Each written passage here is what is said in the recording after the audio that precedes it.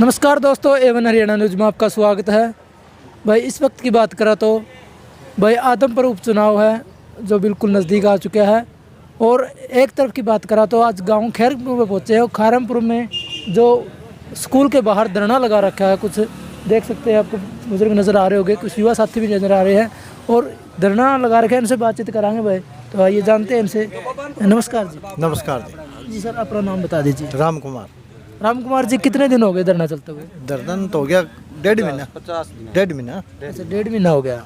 अच्छा, किन मुद्दे पे ये जो धरना रख रखे? धरना तो स्कूल के बारे में, क्यों टीचर नहीं है ना। अच्छा, टीचर की वजह से। बिल्कुल भी टीचर नहीं है। हाँ, टीचर 2 टीचर है, 126 बच्चियाँ हैं। अच्छा तो हमारे 2 टीचर के कर सके। अच्छा, तो आदमपुर में चुनाव चल रहा है तो पार्टी के नेता यहाँ पे आए भी होंगे, हाँ आए। क्या कुछ आश्वासन दिया जी? पार्टी तो विपक्ष है, विपक्ष तो बेतखे भाई आने के बाद में टीचर तो देना ही देना। अच्छा जी। और जो अभी फिलहाल सरकार है वहाँ कोई नुमाइंदो ही कौन आया। अच्छा, अभी यहाँ पे ना कुलदीप जी आए हैं ना बेबा जी आए हैं? बिल्कुल कोई नहीं, कोई नहीं आया धरना पे? बिल्कुल नहीं। अच्छा, तो जैसे कि अब ये धरने की आए नहीं है वो कुलदीप और, तो क्या कुछ रुझान रहेगा गाँव का? रुझान तो मान लो उल्ट जाएगा, इसका अच्छा, गलत जाएगा। अच्छा।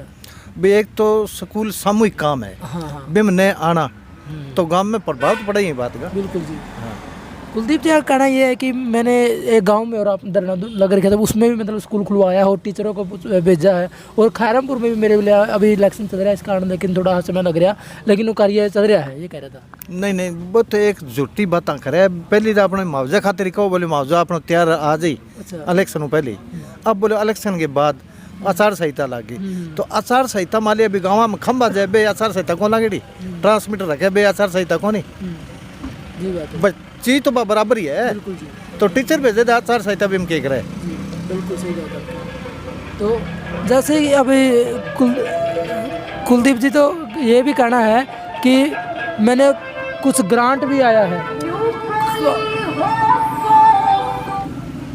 ग्रांट आया है और मैंने कुछ कार्य भी चल भी रहा है और कुछ पेंडिंग है, वो इलेक्शन के बाद होगा। सुनो कौन ग्रांट तो अभी जो पर्सनल आदमी है तो ट्रांसमीटर लगाना है, खंबा लगाना है, सिर्फ वो ही काम है। और आज तक नहीं तो मंडी आदमपुर में घूमे होंगे आप है, कड़ तो खड्डा पड़े सड़कों पर। बिल्कुल जी। तो विकास कहाँ है? विकास तो खुद अपन दिखने लग रही है, जरूरत ही कौन है कहना ही। तो उस टाइम की कहना कि कुलदीप जी का ये है कि मैं उस टाइम विपक्ष में था, लेकिन अभी सरकार में हिस्सा हुआ है तो अभी कुछ काम कराऊंगा। मान ली ग्रांट तो मिला कर, तो ग्रांट मिला कर तो लगाने की श्रद्धा कौन, वो ग्रांट वापिस भेज दिया कर। अच्छा। हाँ, ग्रांट आवे, ग्रांट आने में हो के वे मतलब ग्रांट तो वापिस चले जाए, फिर फायदा क्या उसका। बिल्कुल जी, ये बात। जे अगर मान ली 2 करोड़ मिल गया, 2 करोड़ भी गाँव में लगावा कि विकास तो हुई बिंगो, ये बात भी सही। तो वापिस आए और वापिस भेज दिए। वापस काम तो कहीं करे ही नहीं गाँव में, कोई मंडी में, कोई और में, कोई किसान में, कोई खाड़ा मुंह देख में टिक में होयो है। मुंह देख में टिक के होयो कुछ हाँ ऐसा कुछ होया है? ना कुछ नहीं है, किसी का भी नहीं कराया? नहीं किसी का नहीं। क्या पता, लोग गुण तो काफी गा रहे हैं उसका। गुण तो बिना बाप दादा का काम करेगा, बांगा गुण गावे लोग। अच्छा हाँ, अन तो आज तक एक भारी सिंह तोड़ के काम कौन करे। अच्छा, और फिर भी लगातार उसको सरकार में बनाए जा रहे हो। तो सरकार तो अभी बीजेपी में घुस गया, अभी लोग यूँ सोचा केड़ा कोई काम कर दिया, करना कुछ नहीं। अच्छा, बीजेपी तो आपने ही पता क्यों गया है वो। ये बात भी। भी भेबेंगे ईडी का रहा, पासपोर्ट जब्त कर लिया बाहर जार वो तो कह रहा है ऐसा कुछ नहीं है, लेकिन मैं तो कुछ जो गद्दार नेता उनसे। ना ना ना ना ना, बीजेपी क्या करती पहली भी, कांग्रेस ने 70 साल में कुछ नहीं किया और 10 साल ही कौन, 10 साल में झंडी पाट गई। कांग्रेस ने 70 साल तो राज किया है, बिल्कुल तो 10 साल में आप ही औकात दिखा दिया, तो काम करने जगह करे फिर। जी जी। हाँ जी भाई जी, आप क्या कुछ कहना चाहेंगे? जो धरना चला हुआ 1.5 दिन हो गए। धरना तो देखो, हम शिक्षा मुद्दा लेके बैठे हैं भाई साहब। हमारे स्कूल में टीचर नहीं है, हमारे बच्चों का भविष्य खराब हो रहा है, तो हम मजदूर आदमी हैं, काम छोड़कर बच्चों के भविष्य के लिए बैठे हैं जी। तो भाई टीचर दे, सरकार यही मांग है बार बार, पर सरकार तो क्या बताएं, बेरी भी है, गूंगी भी है, अंधी भी है, सारे इसमें पागलपन हो गया है। सरकार को इसकी ये पागलपन की कमियां हम महसूस कराएंगे भाई साहब। कह दिया सरकार को भाई, आखिर हमारी पुकार नहीं सुनी नहीं, तो ये आने वाला चुनाव है, इसमें इसको सबक मिल जाएगा इस सरकार को। हाँ जी, क्योंकि अभी नेता लगातार आ रहे हो, बात करा तो आम आदमी पार्टी भी अभी मैदान में है, काफ़ी सारी पार्टी मैदान में। कौन कौन से नेता यहाँ पे फिलहाल पहुँचे हैं? भाई साहब नेता तो पहले आम आदमी आई थी यहाँ पर, सबसे पहले तो दीपेंद्र हुड्डा हैं हमारे आश्वासन देने के लिए बीच में, सबसे पहले प्रथम नेता हम वो उन्हीं को मानते हैं भाई। कम से कम हमारी सहानुभूति बढ़ाई है, धरना के बीच में आके आश्वासन दिया भाई मैं राज्यसभा में मुद्दा उठाऊंगा, संसद में उठूंगा, आवाज़ उठाऊंगा भाई शिक्षा के क्षेत्र में। बहुत अच्छे आश्वासन दे के गए, हम उनसे संतुष्ट हैं। फिर उन्होंने हमारा नवीन कांड हुआ था, हत्याकांड, आदमपुर मंडी में धरना चला, उसमें भी सबसे पहले वो नेता है हमारे बीच में। तो उस नेता का हम इतना, हमारे गाँव वाले हो रहे हैं जी, थोड़ा सा भी आश्वासन दिया, बहुत बढ़िया नेता हमारे बीच में आए हैं। तो एक बात है जी, जैसे बीमार आदमी हो जाता है घर में तो मिलने आता है तो उसका हौसला हो जाता है, उस तरह हमारे हौसला है जी खूब। जी, तो कुलदीप जी यहाँ पे कभी आश्वासन देने के लिए नहीं पहुँचे? कुलदीप जी तो देखो जी अपने यहाँ अभी तक नहीं आए। बात ऐसे है जी, कुलदीप जी को संदेश भी दिए हैं, उसके नुमाइंदे भी है गांव के अंदर जो पार्टी वर्कर होते हैं, बीजेपी पार्टी के वर्कर हैं हमारे गांव के अंदर, काफ़ी लोग हैं जुड़े हुए। तो उनको धरने का पता भी है, धरना चल रहा है, किस बाबत चल रहा है, सब बातों का नॉलेज है, और उनको खबर भी पहुँचा दी है, विज्ञापन भी हम दे आए हैं उनको। तो अभी तक सरकार का नुमाइंदा और कुलदीप जी जो विधायक हमारे 9 साल से रहते हुए, हमारा परिवार हमारा समझ रहे हैं भाई सब चीज़ें, तो वो भी हमारे नेता बीच में नहीं आया जी, अभी तक भी नहीं आया जी। वोट मांगने के लिए आया? वोट के लिए अपना जी निजी स्वार्थ है, उसके लिए तो यहाँ सभा करके गए, वोट मांग के गया, न उसने शिक्षा बाबत कोई मुद्दा उठाया, न बात की है जी। अच्छा, किसी तरीका कोई? हाँ, कोई बात नहीं करी है जी। इस वजह से हमारे गांव में थोड़ा सा विरोध हो रहा है जी। क्यों भाई, हमारा परिवार समाज समझे, आज हमारे 9 साल तो हमारे को हो गए जी, हमारी पीढ़ी में। पहले हमारे बाप दादा थे, भजन लाल जी के परिवार के संग जुड़े हुए थे, उन्होंने भजन लाल जी के अच्छे काम किए हुए हैं, उसी आस्था हिसाब से उससे जुड़े हुए हैं। पर कुलदीप जी भी तो आस्था अपनी खो रहे हैं बाप का जी।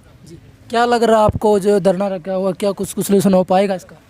देखो जी, धरना हमारा कठोर निर्णय है। हमारे को संयुक्त किसान मोर्चा है, जट पगड़ी वाले सतीश जी बेनीवाल है, उनके प्रधान आते हैं हमारे बीच में। फिर जो मजदूर यूनियन है उनके भी नेता हमारे बीच में आते हैं। सभी नेता ने हमारे को आश्वासन, हम शिक्षा के क्षेत्र से हम भी एक आंदोलन बड़ा रूप से करने को तैयार हैं, और उनका भी हमारे को सहयोग है, और गाम राम का सहयोग है, आसपास के गांव का भी लोगों का सहयोग काफ़ी मिल रहा है। भाई शिक्षा के लिए अच्छी लड़ाई है, इसको जीतो। अगर हमारी शिक्षा बच्चों को नहीं मिलेगी, आने वाले भविष्य में हमारी नींव खत्म हो जाएगी शिक्षा देश में, हमारा देश अंधकार में चला जाएगा, हमारे बच्चे भी अंधकार में चले जाएंगे। जो अंग्रेजों वाली गुलामी नीति थी वो दोबारा हमारे आने की नौबत आ रही है जी, वैसी नीति है। नमस्कार जी। नमस्कार जी। नमस्कार सर, अपना परिचय दीजिए। मैं मनराज गुलिया हूँ, बादली हल्के से। यहाँ पर एमपी साहब ने, दीपेंद्र जी ने यहाँ ड्यूटी लगाई खैरमपुर गांव में। अच्छा सर, जो ये लगातार बच्चे शिक्षा की मतलब धरना पे बैठे हुए, बच्चे भी धरना बैठे हुए हैं, किसान भी कभी धरना में बैठे हुए हैं, इसको आप किस नज़र से देख रहे हो? क्या कुछ सही, कितना सही है, कितना गलत है जी? सही तो इसमें कुछ है ही नहीं। नमस्ते जी। सही तो कुछ है ही नहीं इसमें, क्योंकि जब से ये सरकार बनी है तब से इन्होंने उल्टे ही किए हैं, चाहे वो किसानों के विरुद्ध हो। नमस्ते बहन जी। किसानों के विरुद्ध भी है, जनता विरोधी काम किए हैं इन्होंने हमेशा जी। अच्छा, तो फिलहाल की बात कर लेते हैं। जैसे धरना में फिलहाल बैठे हैं, आप लोग यहाँ पे लगातार पहुँच रहे हों और आश्वासन भी दिया है, कुलदीप को यहाँ पे आने का उसका क्या तात्पर्य नहीं बनता? तात्पर्य वो बनता है या नहीं बनता, ये तो उनके सोच की बात है।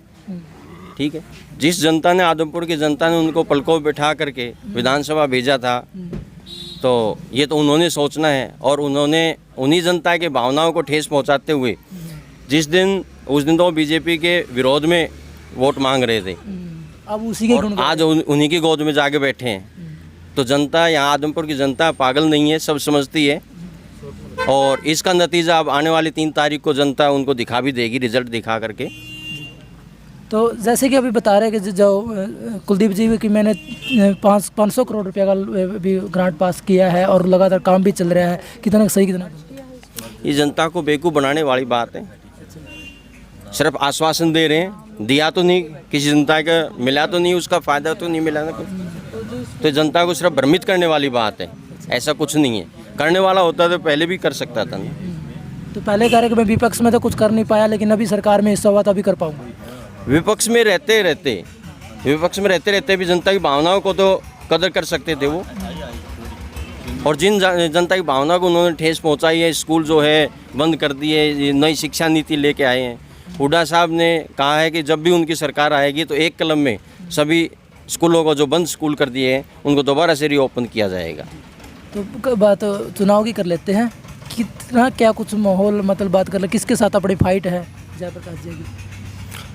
फाइट कहाँ, जेपी जी तो अपना चुनाव निकाल रहे हैं, अच्छे बहुमत से निकाल रहे हैं, और ये चुनाव जो है ये आदमपुर की जनता के विश्वास और उनकी आस्था का है, उनके विश्वास का है। आदमपुर की जनता ही उनको दूसरे विपक्षियों को रास्ता दिखा देगी बाहर का। क्या कुलदीप का गढ़ टूट पाएगा? बिल्कुल टूटा पड़ा है, ये तो आदमपुर की जनता ही बता देगी जी। तो वो तो आने वाला समय ही बताएगा, 3 तारीख का इंतज़ार रहेगा कि गढ़ टूट पाएगा या नहीं टूट पाएगा। तो आप हमारे साथ जुड़े इसके लिए आपका बहुत बहुत धन्यवाद। जय हिंद, जय भारत।